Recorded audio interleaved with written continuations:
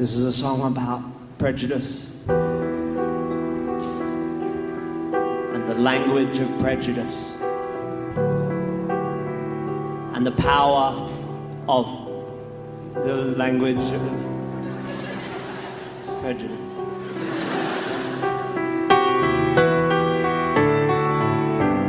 It's called Prejudice.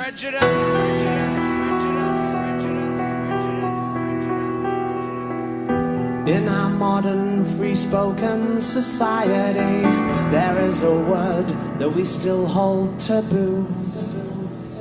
A word with a terrible history of being used to abuse, oppress and subdue. Just 6 seemingly harmless letters arranged in a way that will form a word with more power than the pieces of metal that are forged to make swords. A couple of G's, an R and an E, an I and an N. Just 6 little letters all jumbled together have caused damage that we may never mend. And it's important that we all respect that if these people should happen to choose to reclaim the word as their own, it doesn't mean the rest of you have a right to its use. So never underestimate the power that language imparts. Sticks and stones may break your bones, but words can break hearts. A couple of G's, cheese, unless you've had to live it. An R and an E, even I am careful with it. An I and an N, in the end it will only offend. Don't wanna have to spell it out again.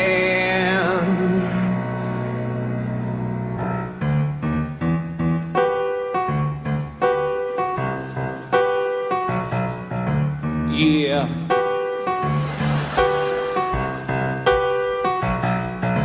Only a ginger can call another ginger ginger. Only a ginger can call another ginger ginger. So listen to me if you care for your health. You won't call me ginger unless you're ginger yourself. Yeah, only a ginger can call another ginger ginger. When you are a ginger, life is pretty hard. Years of ritual bullying in the schoolyard. The kids calling you Wrangler and Fanta pants. No invitation to the high school dance, but you get up and learn to hold your head up. You try to keep your cool and not get head up, but until the filling of bill is truly let up, then the word is ours and ours alone. Don't you know that only a ginger can call another ginger ginger? Yep, only a ginger can call another ginger ginger. So if you call us ginge, we just might come unhinged. If you don't have a fringe with at least a tinge of the ginge in it, only a ginger can call another ginger ginger.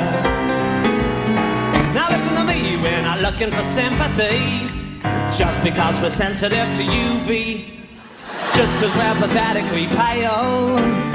We do alright with the females. Yeah, I like to ask the ladies round for ginger beer, and soon they're running their fingers through my ginger beard and dunking my ginger nuts into their ginger tea, yeah. And asking, can they call me ginger? And I say, I don't think that's appropriate, because only a ginger can call another ginger ginger. Yeah. And all the ladies, they agree it's a fact. Once you're gone ginger, you can't go back. Only a ginger can call another ginger ginger.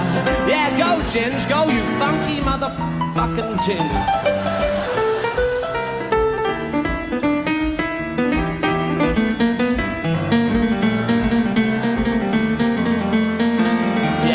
Call us bozo or fire truck. You can even call us carrot top or blood nut. Yeah, you can call us matchstick or tampon.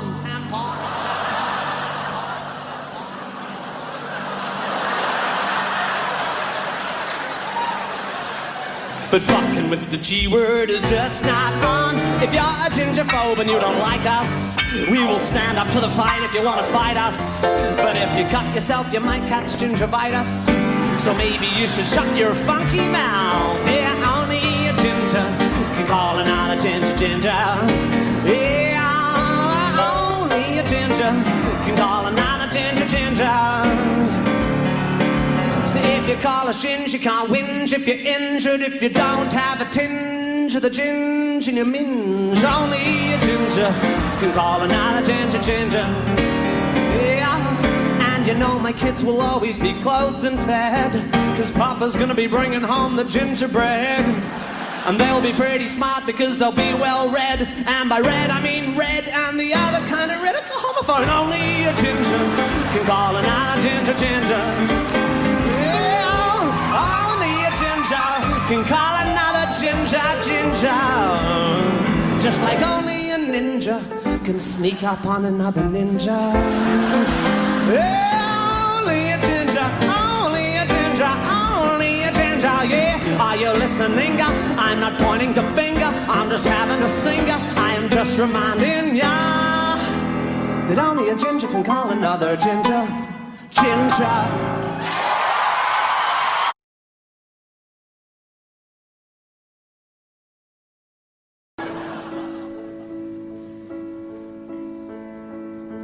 This is my earth, and I live in it.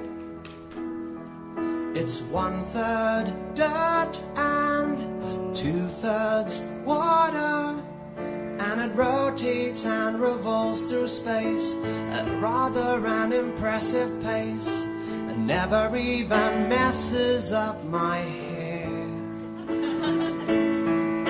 And here's a really weird thing.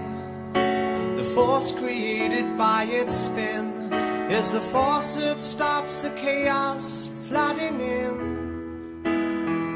This is my earth, and it's fine. It's where I spend the vast majority of my time. It's not perfect, but it's mine. It's not perfect.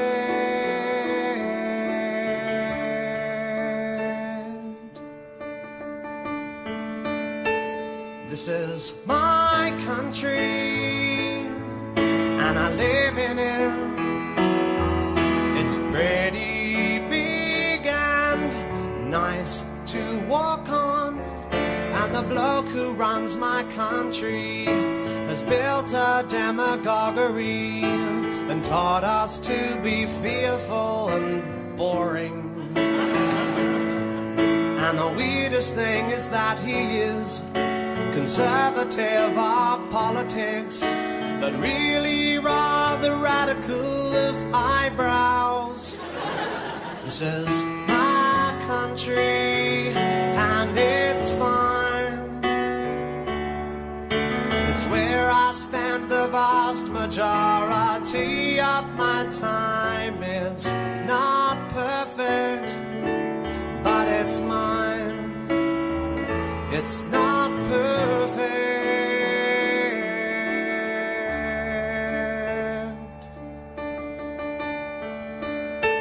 This is my house, and I live in it. It's made of cracks and photographs. We rented off a guy who bought it from a guy who bought it from a guy whose granddad left it to him. And the weirdest thing is that this house has locks to keep the baddies out, but they're mostly used to lock ourselves in. This is my house, and it's fine. It's where I spend the vast majority of my time. It's not perfect, but it's mine. It's not perfect, but it's mine.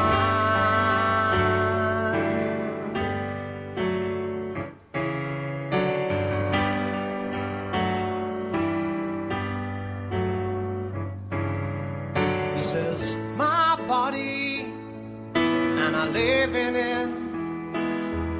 It's 31 and 6 months old. It's changed a lot since it was new. It's done stuff it wasn't built to do. I often try to fill it up with wine. And the weirdest thing about it is I spend so much time hating it, but it never says a bad word about me. This is my body and it's fine. It's where I spend the vast majority of my time. It's not perfect, but it's mine. It's not perfect.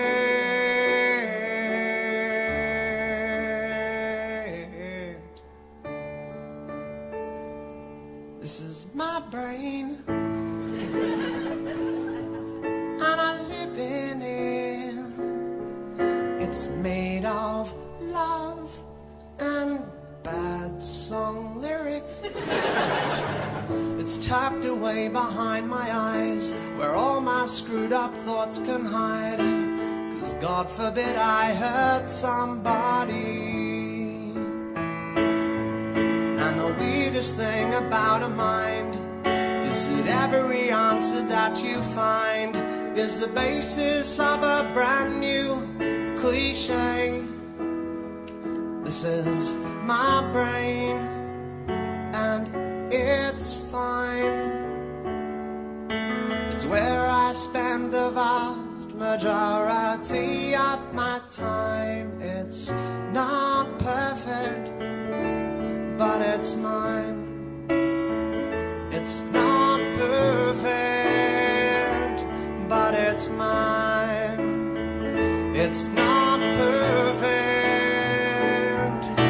I'm not quite sure I've worked out how to work it. It's not perfect, but it's mine.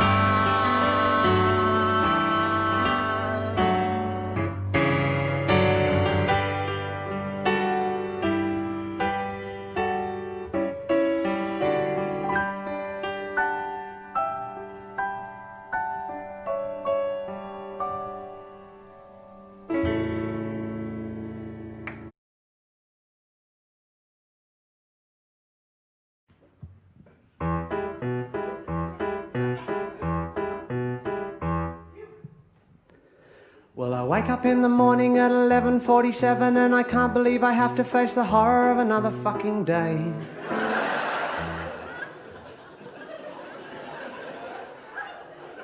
And the magnificent magnitude of my morning erection merely mocks me like the sun in its optimistic greeting of the day. Managing to manifest a modicum of motivation, I meander to the kitchen, make a mission out of mixing Nescafe. But the milk is going off and coffee by itself is bitter, and there's ants all through the sugar, and the supermarket smiles a fucking away. My life is pretty sad, but I know that I should be glad. I could be a starving Ethiop or a policeman in Baghdad. Policeman in Baghdad. Baghdad. At 11:53 I instigate the day's ablutions in the hope my constitution can be altered by some action on the bowl. But the total non-existence of colonic animation seems to me the perfect metaphor for the utter constipation of my soul. By 11:59 I have decided that my life would be immediately improved by a carefully written list of short-term goals. But by 12:05 my list consists of 1 dot, put some pants on, 2 dot, go to the shop, buy some prunes and Panadol. My life is pretty shit, but I know I shouldn't whinge about it. I could be a Palestinian driving buses on the Gaza Strip. Yeah, how bad can it be? Some people have it worse than me. I could be an Ipswich prostitute or Gary Glitter's family. I have no right to cry. Some people have it worse than I could be at the lid of my kid with something in my eye. Something in my eye. My 12:30 I realize I'm feeling so dejected that I totally neglected the beginning of the Jerry Springer show. So I settle on the sofa, try to focus an iota of my motor neurons on the brilliant insights for which Jerry is known. And although on any other day a show entitled Midgets, Midgets, Midgets would excite me like a virgin at a year 11 ball, today those little jelly wrestling fellas fail to free me of my misery. Instead they simply serve to make me feel 3 foot tall. But how bad can it be? Some people have it worse than me. I could be a junior lifesaver on a Bandarache beach, or a woman in Afghanistan, or a Jew in the Ku Klux Klan, or the architect of the World Trade Center, or a bobcat driver in Bam, Iran. I could have my identity mistaken as a bomber in an underground station. I could be a peace-loving speechwriter in George W.'s administration. Yeah, you know that I don't have the right to be unhappy with my life. I could be Hitler's mother or Shane Warne's wife. Yeah, you know that I shouldn't be bitching. I could be in a worse position. I could be a 3-nippled naturopath in the days of the Spanish in the Spanish Inquisition. You know I have no right to cry. Some people have it much, much worse than I could have a serious nut allergy and be shipwrecked on an island with a crate of Snickers bars, a jar of Nutella and a fresh-baked pecan pie. Some people have it worse than I.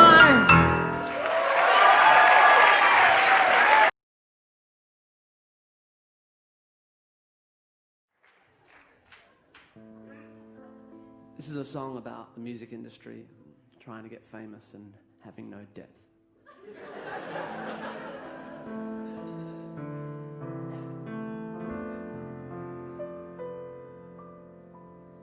He doesn't have a problem with drugs, he just doesn't do them. He's fine that his mates have tattoos, but he reckons they'll rue them. He likes going to pubs, but he hates it when the music's too loud. He tends not to go to rock concerts cause he can't stand the crowds. But all he's ever wanted to be is a rock star on Rage or MTV. But he knows that it's not fucking likely. He just turned 30. He knows that he will always be a rock and roll nerd. He'll keep writing songs the world will never hear, and though they won't be heard, he'll just keep writing. Oh yeah, but you see the problem is, he always dreamt of being a star, but he learned piano instead of guitar, which in the 90s didn't get you very far. So while the other kids were learning Stairway, he was the piano to their forte. But he was convinced one day he'd rock their fucking asses and be an icon for the disenfranchised masses, and grow his hair long and rebel against the state. But just for now that'd have to wait, cause he's running late for his morning classes, and he will always be a rock and roll nerd. He'll keep playing gigs that no one knows about, and though it sounds absurd, he'll just keep playing. Oh yeah, but you see the problem is, there's not much depth in what he's singing. He's a victim of his upper middle class upbringing. So he can't write about the hood or bling bling. So he sits and imagines his girlfriend is dead, to try and evoke some angst in his middle class head. But the bitch is always fine at 9:30 when they go to bed. And he's not spent a single night in prison. He has no issues with nutrition. He has no drinking problem and no drug addiction, unless you count the drugs they put in chicken. And marijuana always tends to make him cough. He doesn't look good with his t-shirt off, but when he tries to act tough, you can tell he's tricking.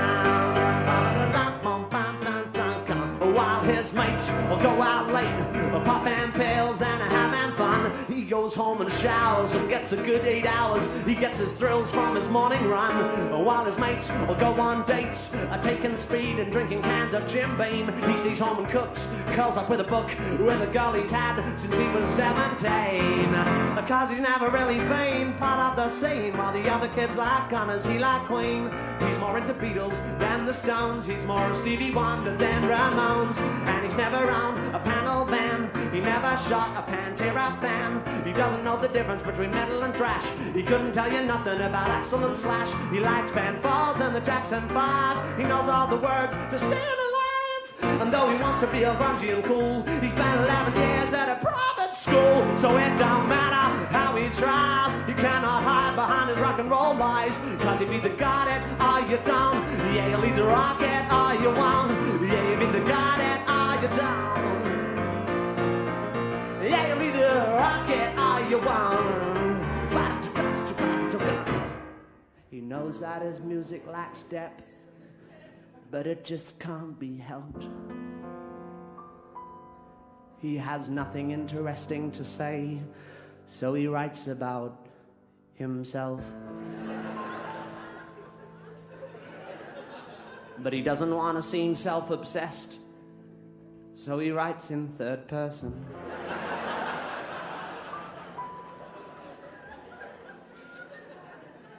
In an attempt to seem more rock and roll, but he suspects it's not working. And deep in his heart he knows he will never be Bono or Bowie. And even if he was quite pretty, with small pants like Kylie, he knows that he will always be a rock and roll nerd. He'll keep writing songs the world don't care about, and though it sounds absurd, he'll just keep writing. Oh yeah, yeah, yeah, you can criticize him, but he won't care, cause he wants to rock, and he will never be deterred.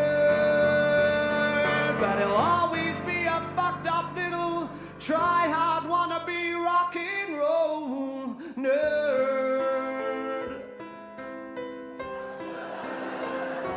A rock and roll nerd.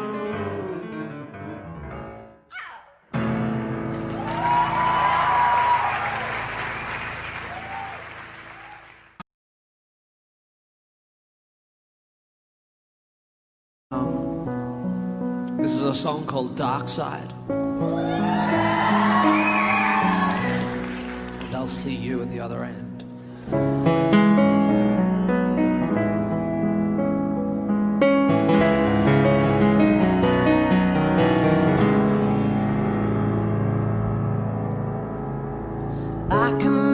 Dark side, if you want me to. I can have a dark side. I can develop my brooding potential. If pain's what you want in an act, pain I can do. I can have a dark side too. I can have a dark side too. Yippee!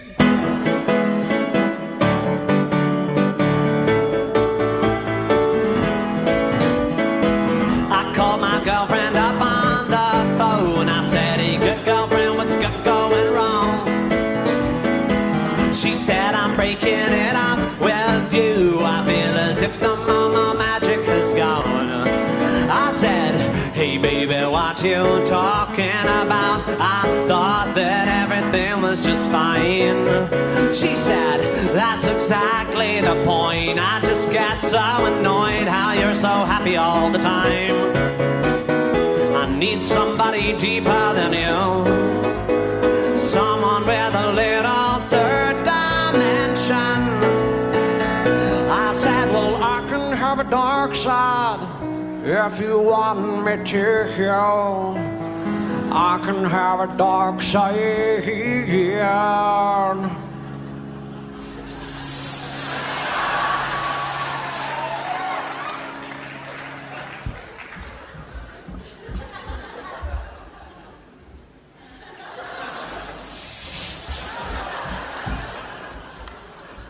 I can develop my brooding potential if pain's what you want in a man. Pain I can take you. I can have a dark side to you. I can have a dark side. I can have a dark side. I can have a dark side. Ooh, yeah.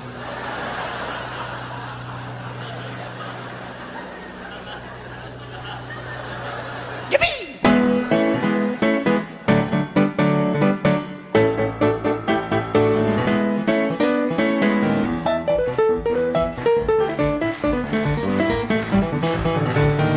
Oh yeah, offbeat, wicked.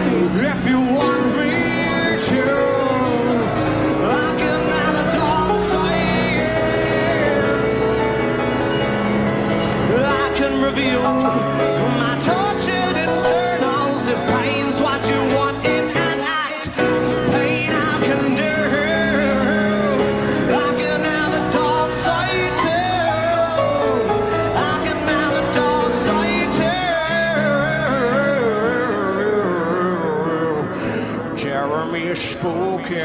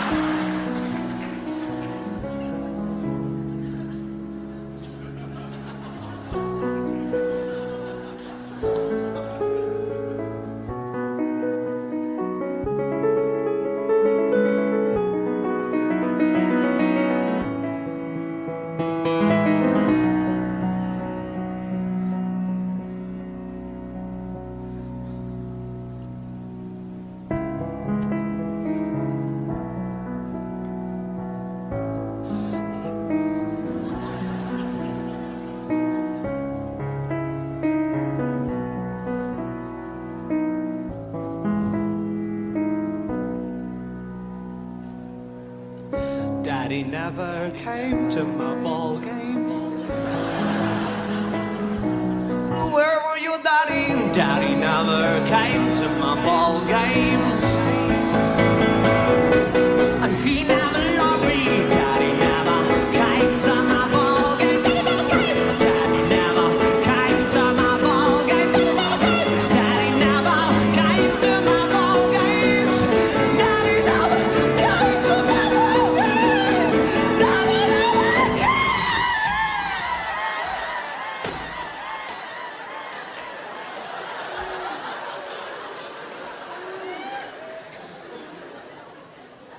He's only sleeping.